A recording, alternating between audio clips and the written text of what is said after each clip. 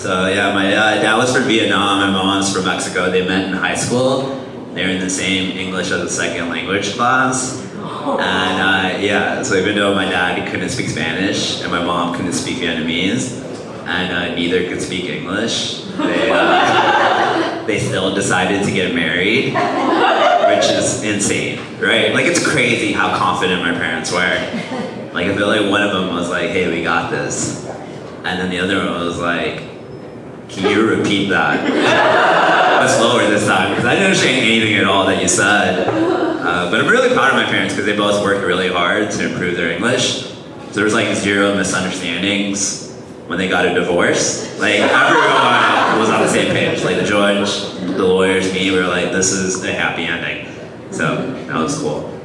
Yeah, so my dad came to America as a refugee, and he eventually became addicted to gambling, specifically slot machines. Do you want?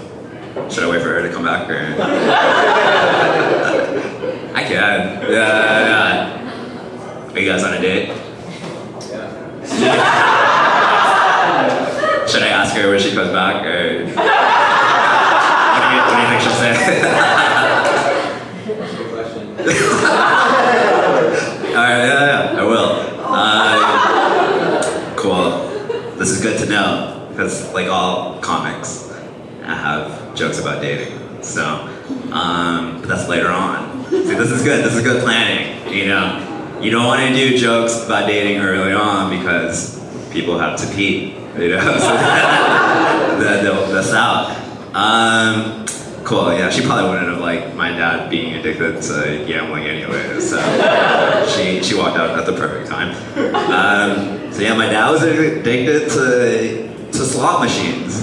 He lost all his money at them, and my dad used to say he was unlucky, but I think he was just being greedy, because I don't think you can expect to survive the Vietnam War, escape a prisoner of war camp, avoid Agent Orange, and get 3 cherries in a row. Like, no one. You know, my dad was just crazy unrealistic. And even though my dad blamed America for South Vietnam losing the war, he still thought this was the greatest country in the world just because America has blackjack, roulette, and pagao. He was like, this truly is the land of opportunity. And I do feel a little bad making these jokes about my dad, because growing up, he was always like, hey, Jerry, you need to respect me. And I was like, okay, yeah, sure, I'll try. But I would give him money to gamble with in exchange for a portion of the winnings. Well, how? Are you really going to grad school at Northwestern University? The entire time. What if Will was like, dude, I was just messing with you. I am not. No, Will is for sure an academic. Isn't that sort of his vibe? Yeah. Cool. Yeah. So those are the jokes about the Vietnam War. Do you think that old white guy would have liked that? I think he would have enjoyed it. I think he would have been like, this is relatable. If he comes back, I'm gonna tell those jokes again. I'm just giving you guys a heads up. Are you guys fans of the NBA? Yeah. This joke is just gonna be for you. Yeah. You kind of have to laugh now. Yeah. But even if you guys don't follow the NBA, I feel like everyone knows who LeBron James is, right? Yeah. Pretty famous guy. He has a son, Ronnie James, who's also playing in the NBA on the same team. A lot of people are giving Ronnie James a hard time. Not me. I think it's amazing that Ronnie is playing in the NBA like his dad, because I don't know if I could follow in my dad's footsteps and get captured by the Viet Cong. You know, like, that's just not one of my strengths, you know? I'm a more of a stay at home and read a good book kind of guy. Yeah, my dad also never took me camping either. He was like, only communists camp. So if you want to camp, you have to go by yourself. Never been camping before in my life. So, cool. Like Will was saying earlier, I am not a famous comedian. Okay, you guys don't have to laugh at that. But when I was younger, I was discovered by a talent agent. I was just in line ordering orange chicken. When a stranger came up to me, I was like, "Hey, I like your look, and I can make you into a star." And it was the assistant manager at Panda Express. He offered me a job, and I accepted. And I went to play with him twice. So it's pretty good.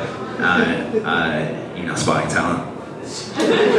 And no company that I worked for has ever treated me better than Panda Express. Like Panda Express treated me like I was like a mythical creature, straight out of a fable written by corporate. Our founder said that one day we'd have an employee who would combine our Asian heritage and Hispanic kitchen staff into one. And just like you, he would have the personality of a panda. And I could be CEO of Pan Express if I wanted to, but I'm like, not the best time to be a CEO. Maybe later. Hi. So are you two on a date, or? Yes. Yeah. We were just checking. We were just all wondering. Nice. What did you say? Yes. He was like, ask her. Cool. How long have the two of you been dating? Yeah. Yes. Nice. Okay, cool. You guys gonna do cocaine with Will later? After the show?